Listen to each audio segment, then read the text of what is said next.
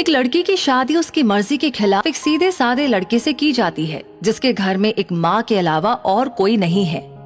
दहेज में लड़के को बहुत सारे उपहार और पैसे मिले होते हैं। लड़की किसी और लड़के से बेहद प्यार करती थी और लड़का भी। लड़की शादी होके आ गई अपने ससुराल। सुहाग रात के वक्त लड़का दूध लेके आता है तो दुल्हन सवाल पूछती है अपने पति से। एक पत्नी की मर्जी के बिना पति उसको हाथ लगाए तो उसे बलात्कार कहते हैं या हक। पति ने कहा कि आपको इतनी लंबी और गहरी जाने की कोई जरूरत नहीं है, बस दूध लाया हूँ, पी लीजिएगा। हम सिर्फ आपको शुभ रात्रि कहने आए थे, ये कह के कमरे से निकल जाता है। लड़की मन मार कर रह जाती है क्योंकि लड़की चाहती थी कि झगड़ा हो ताकि मैं इस गवार से पीछा छुटा सकूं। है तो दुल्हन मगर घर का कोई भी काम नहीं करती, बस दिन भर ऑनलाइन रहती है और न जाने किस किस से बातें करती है।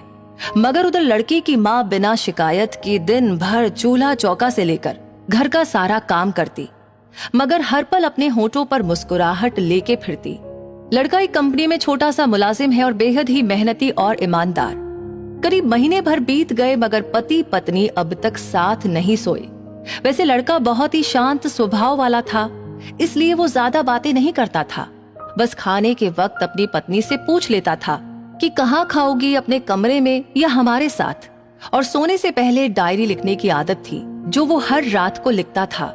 लड़की के पास एक स्कूटी थी, वो हर रोज बाहर जाती थी। पति के ऑफिस जाने के बाद और पति के वापस लौटते ही आ जाती थी।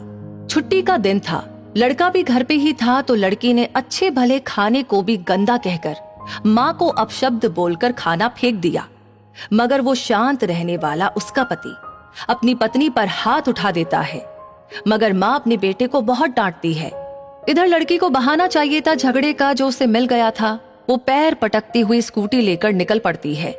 लड़की जो रोज घर से बाहर जाती थी वो अपने प्यार से मिलने जाती थी। लड़की भले टूटकर चाहती थी लड़के को, मगर उसे पता था कि हर लड़की की एक हद होती है जिसे इज्जत कहते हैं। उसने उसको बचाए रखा था। इधर लड़की अपने प्यार के पास पहुंचकर कहती है, अब तो एक पल भी उस घर में नहीं रहना है मुझे। आज गवार ने मुझ पर हाथ उठा के अच्छा नहीं किया। लड़का कहता है, अरे तुमसे तो मैं कब से कहता हूँ कि भाग चलो मेरे साथ कहीं दूर, मगर तुम हो कि आजकल पे लगी रहती हो। लड़की ने कहा कि शादी के दिन मैं आई तो थी तुम्हारे पास, तुम ही ने तो लौटाया था मुझे। लड़के ने कहा, खाली हाथ कहाँ तक भागोगी, तुम ही बोलो। मैंने तो कहा था कि कुछ पैसे और गहने साथ ले लो, तुम तो खाली हाथ आई थी। आखिर दूर एक नई जगह में जिंदगी नए सिरे से शुरू करने के लिए पैसे तो चाहिए ही ना।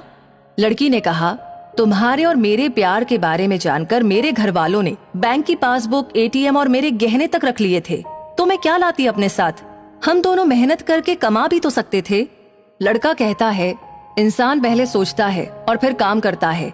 खाली हाथ भागते तो ये इश्क का भूत 2 दिन में उतर जाता, समझी। और जब भी तुम्हें छूना चाहता हूँ बहुत नखरे हैं तुम्हारे, बस कहती हो शादी के बाद। लड़की ने कहा, हाँ शादी के बाद ही अच्छा होता है ये सब, और सब तुम्हारा ही तो है। मैं आज भी एक कुंवारी लड़की हूँ, शादी करके भी आज तक उस गंवार के साथ सो न सकी क्योंकि तुम्हें ही अपना पति मान चुकी हूँ। बस तुम्हारे नाम की सिंदूर लगानी बाकी है, बस वो लगा दो, सब कुछ तुम अपनी मर्जी से करना। लड़के ने कहा, ठीक है मैं तैयार हूँ, मगर इस बार कुछ पैसे जरूर साथ लेके आना। ये मत सोचना कि हम दौलत से प्यार करते हैं, हम सिर्फ तुमसे प्यार करते हैं। बस कुछ छोटी मोटी बिजनेस के लिए पैसे चाहिए। लड़की ने कहा, उस गवार के पास कहाँ होगा पैसा, मेरे बाप से 3 लाख रुपया ऊपर से मारुति कार ली है, बस कुछ गहने हैं वो लेके आऊंगी आज। लड़का लड़की को होटल का पता देकर चला जाता है। लड़की घर आके फिर से लड़ाई करती है, मगर अफसोस वो अकेली चिल्लाती रहती है, उससे लड़ने वाला कोई नहीं था। रात 8 बजे लड़के का मैसेज आता है व्हाट्सएप पे कि कब आ रही हो। लड़की जवाब देती है कि सब्र करो, कोई सोया नहीं है, मैं 12 बजे से पहले पहुंच जाऊंगी क्योंकि यहाँ तुम्हारे बिना मेरी सांसें घुटती है। लड़का कहता है, ओके जल्दी आना, मैं होटल के बाहर खड़ा रहूंगा, बाय। लड़की अपने पति को बोल देती है कि मुझे खाना नहीं चाहिए, मैंने बाहर खा लिया है, इसीलिए मुझे कोई परेशान न करे। इतना कह के दरवाजा बंद करके अंदर आती है। तभी पति बोलता है कि वो अलमारी से मेरी डायरी दे दो, फिर बंद करना दरवाजा, हम परेशान नहीं करेंगे। लड़की दरवाजा खोले बिना कहती है कि चाबियां दो अलमारी की। लड़का कहता है, तुम्हारे बिस्तर के पैरों तले है चाबी।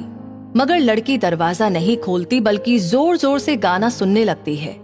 बाहर पति कुछ देर दरवाजा पीटता है, फिर हार कर लौट जाता है। लड़की ने बड़े जोर से गाना बजा रखा था। फिर वो अलमारी खोलकर देखती है जो उसने पहली बार खोला था, क्योंकि वो अपना सामान अलग अलमारी में रखती थी। अलमारी खोलते ही हैरान रह जाती है। अलमारी में उसके अपने पासबुक, एटीएम कार्ड थे जो उसके घर वालों ने छीन के रखे थे। खोल के चेक किया तो उसमें वो पैसे भी थे जो दहेज में लड़के को मिले थे, और बहुत सारे गहने भी जो एक पेपर के साथ थे, और उसकी मिल्कियत लड़की के नाम थी। लड़की बेहद हैरान और परेशान थी। फिर उसकी नजर डायरी में पड़ती है और वो जल्दी से वो डायरी निकालकर पढ़ने लगती है। उसमें लिखा था, तुम्हारे पापा ने एक दिन मेरी माँ की जान बचाई थी अपना खून देकर। मैं अपनी माँ से बेहद प्यार करता हूँ, इसलिए मैंने झुककर आपके पापा को प्रणाम करके कहा कि आपका ये अनमोल एहसान कभी नहीं भूलूंगा।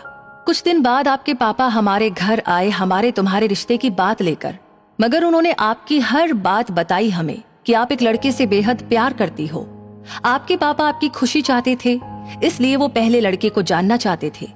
आखिर आप अपने पापा की प्रिंसेस जो थी, हर बाप अपनी प्रिंसेस के लिए एक अच्छा ईमानदार प्रिंस चाहता है। आपके पापा ने खोज करके पता लगाया कि वो लड़का बहुत सी लड़कियों को धोखा दे चुका है और पहली शादी भी हो चुकी है, पर आपको बता ना सके क्योंकि उन्हें पता था कि ये जो इश्क का नशा है वो हमेशा अपनों को गैर और गैरों को अपना समझता है। एक बाप के मुंह से एक बेटी की कहानी सुनकर मैं अचंभित हो गया। हर बाप यहाँ तक शायद ही सोचे। मुझे यकीन हो गया था कि एक अच्छा पति होने का सम्मान मिले ना मिले, मगर एक दामाद होने की इज्जत मैं हमेशा पा सकता हूँ।